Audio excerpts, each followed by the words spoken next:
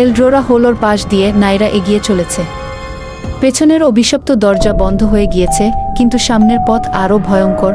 প্রতিটি পদক্ষেপে গাছের শিকড়গুলো তার পায়ের সাথে এসে বাড়ি খাচ্ছে, যেন তাকে ধীরে ধীরে আটকে ফেলতে চাচ্ছে। অন্ধকারের ভেতর থেকে তার নাম ক্ষীণ স্বরে নাইরা নাইরা উচ্চারিত হল। নাইরা বিচলিত না হয়ে মনে সাহস রেখে সামনের দিকে এগুতে থাকল। জঙ্গলের আরও গভীরে একটি কালো স্থির হ্রদের দেখা মিলল। এর উপরে কুয়াশা ভেসে বেড়াচ্ছে। ঠিক এমন সময় নাইরা হ্রদের কিনারে এসে দাঁড়াল। হঠাৎ হ্রদের কালো জলের নিচে থেকে কার যেন আঙুল দেখা গেল। এগুলো হ্রদের নিচ থেকে উঠে আসছিল, যেন কেউ তাকে ডাকার চেষ্টা করছে। নাইরা আতঙ্কিত হয়ে কয়েক পা পিছিয়ে গেল। এরপর পরই জলের ভিতর থেকে মুখগুলো ভেসে উঠতে লাগলো, একে একে শূন্য চোখে নাইরা দিকে তাকাচ্ছিল।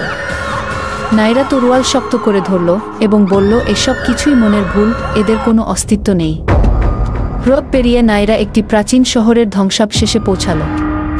এই ধ্বংসাবশেষ ছিল ডারথাল, হারিয়ে যাওয়া একটি গ্রাম, যা বহু বছর আগে জঙ্গলের অসীম গহ্বরে হারিয়ে গিয়েছে, যার অস্তিত্ব কখনই খুঁজে পাওয়া যায়নি এই শহরের মানুষের অস্তিত্ব।